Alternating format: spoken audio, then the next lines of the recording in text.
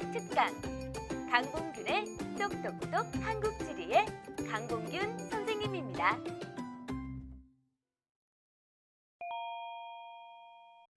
고난도로 출제되는 인구 구조를 쉽게 푸는 방법은? 해마다 고난도로 출제되는 인구 구조. 보통 교과서 흐름을 보면 마지막 단원쯤에 이르면 내용이 크게 어렵지 않습니다. 그런데 한국 지리는 마지막 순간까지도 긴장을 놓칠 수 없게 하죠. 아니, 오히려 마지막 순간에 더욱 힘이 들게 하는 바로 인구 구조. 용어가 쏟아집니다. 총부양비, 유소년 부양비, 노년 부양비, 노령화 지수, 성비. 도대체 이런 식을 누가 만들어냈을까? 누가 이렇게 식을 만들어서 우리를 힘들게 할까라는 생각을 하죠. 이런 각종 용어들을 암기했다고 해서 끝이 난 게 아닙니다. 이제 시작입니다. 각종 그래프를 제시한 다음 이러한 용어의 의미를 생각하면서 여러 가지를 계산해야 합니다. 째깍째깍, 시계의 초침 소리가 점점 더 빨라집니다. 째깍째깍째깍, 그래프에는 총부양비와 유소년 부양비만 제시되어 있는데 노령화 지수를 계산하라고 하네. 어떻게 해야 하지? 머리가 까맣게 됩니다. 아무것도 기억나지 않습니다. 시계의 초침 소리는 점점 더 빨라지고 내 심장은 더 쿵쾅거리면서 뛰고 있습니다. 어떻게든 풀어야 하는데 결국 시간 안에 다 풀지 못했습니다. 그냥 인구구조 문제 말고 다른 문제를 풀 걸 그랬어 라고 생각하는 학생들이 많죠. 중하위권에게는 고난도로 출제되는 인구 문제를 푸는 시간에 다른 문제를 푸는 게 나을 수도 있죠. 하지만 1등급에서 2등급의 학생들에게는 한 문제 한 문제가 다 소중합니다. 결국 단 한 문제로 인해서 등급이 나누어지기 때문이죠. 인구 구조, 어떻게 쉽게 푸는 방법이 없나요? 네, 인구 구조는 다른 단원과 좀 다른 성격을 띠고 있습니다. 인구 구조에서 사용되는 용어의 의미를 파악하는 것으로 끝이 나지 않습니다. 기후 단원에서 기온, 강수에 대한 내용을 학습한 다음에 이를 풀어내는 방법, 바로 스킬이 필요하듯이 인구 구조 역시 문제를 풀어내는 스킬이 필요합니다. 그런데 뭐든지 가장 중요한 건 결국 개념이듯이 인구 구조 역시 마찬가지입니다. 총부양비, 유소년 부양비, 노년 부양비의 의미를 파악하지 않고서 각종 스킬을 연마할 수 없습니다. 그래서 일단 이런 각종 용어의 의미를 명확히 파악해 두어야 합니다. 그리고 나서는 이제 인구 구조를 쉽고 간단하게 풀어내는 각종 방법들을 익혀야 합니다. 그런데 이런 스킬도 어느 정도로 익혀야 할까요? 기출 문제들을 보면 우리나라 16개 시도의 총부양비와 유소년 부양비를 가로축과 세로축에 제시합니다.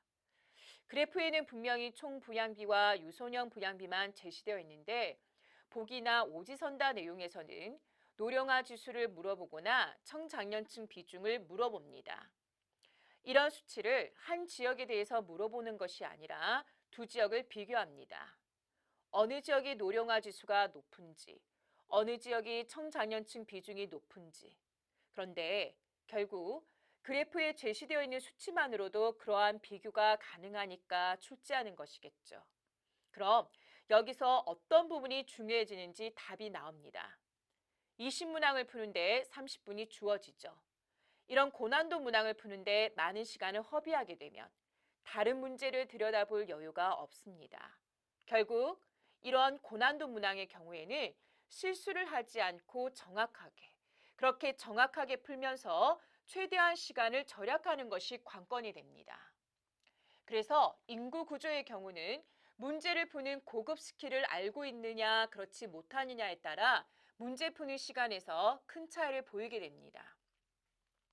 최근 기출문항에서 가장 많이 출제되는 것은 바로 두 지역이나 여러 지역 중 총부양비가 높은 지역 또는 낮은 지역을 찾아내는 것입니다.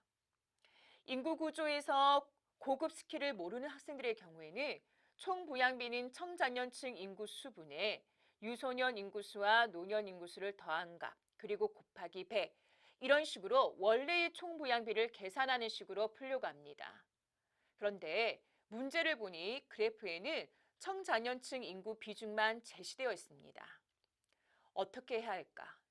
무엇보다 청장년층의 비중이 높을수록 총부양비는 낮아지는 게 바로 원리입니다.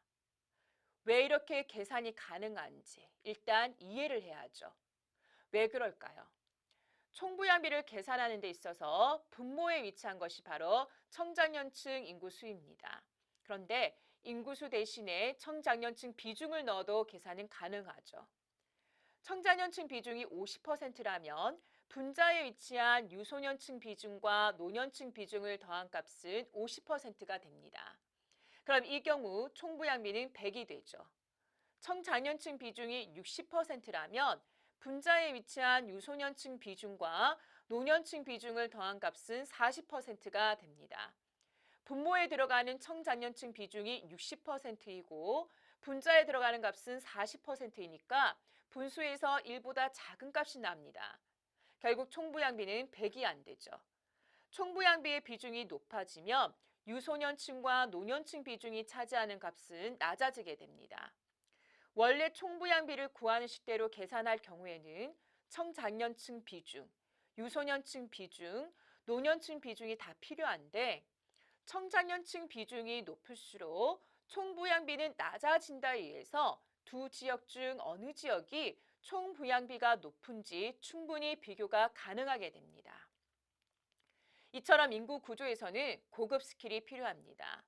노령화 지수의 경우는 유소년층 비중분의 노년 비중 곱하기 100 대신에 유소년 부양비 분의 노년 부양비 곱하기 100 이런 식으로 다른 방법으로 풀 수 있는 그런 스킬을 알고 있어야 제시된 자료 안에서 충분히 보기나 선지 내용을 정확하게 그리고 시간 안에 풀 수 있는 방법을 함량할 수 있습니다. 그런데 여기서 또 하나 중요한 것이 있습니다. 청장년층 비중이 높을수록 총부양비가 낮아지는 이유, 노령화 지수를 구할 때 유소년 부양비와 노년 부양비를 대입해서 구할 수 있는 이유를 알고 스킬을 익히는 것과 그렇게 계산이 가능한 이유를 모른 채 스킬을 단순히 익히는 것은 분명히 차이가 있습니다. 이런 과정이 불필요해 보이나요? 그런데 결국 이해하지 못한 채 암기한 지식은 흩날리게 됩니다. 땅에 있는 흙이 비가 오지 않은 채 바람에 불면 흩날리듯이 낱낱이 모든 지식들이 날아가 버리게 되죠. 그래서 힘들더라도 이런 고급 스킬이 나온 과정을 이해합니다. 그리고 반복하고 또 반복해서 어떤 자료가 주어졌을 때 어떤 스킬을 써서 문제를 풀지를 망설임 없이 바로바로 결정해서 풀어야 합니다. 무엇보다 또 중요한 게 있습니다. 기출문제는 문제 하나하나 다 완성도가 높습니다. 그래서 모든 선생님들이 개념이 완성되면 꼭 기출문제를 풀어야 한다고 하는 것이죠. 지금까지 출제된 인구구조의 기출문제는 넘쳐납니다. 이런 문제를 잘 풀어주세요. 그런데 문제를 풀 때에도 무턱대고 어려운 문제부터 손대지 마세요. 좌절을 맛보게 되고 인구 구조를 해결하려고 하는 마음보다는 그냥 한 문제인데 포기해야지라는 생각을 하게 됩니다. 단계별로 나아가 주세요. 인구 구조 문제 중에서 우선적으로 쉬운 문제를 풀고 그리고 나서 문제 푸는데 익숙해지고 자료가 눈에 들어오기 시작하면 조금 더 어려운 문제를 풀어주세요. 수영을 배울 때 처음에 호흡이 되어야 하고 그리고 발차기가 되어야 하고 손동작이 완성이 되어야 하는 것처럼 우리가 배우는 내용 역시 단계를 밟아 나가야 합니다. 호흡이 되지 않는데 발차기만으로 내 몸이 물속에서 나가지 않는 것처럼요.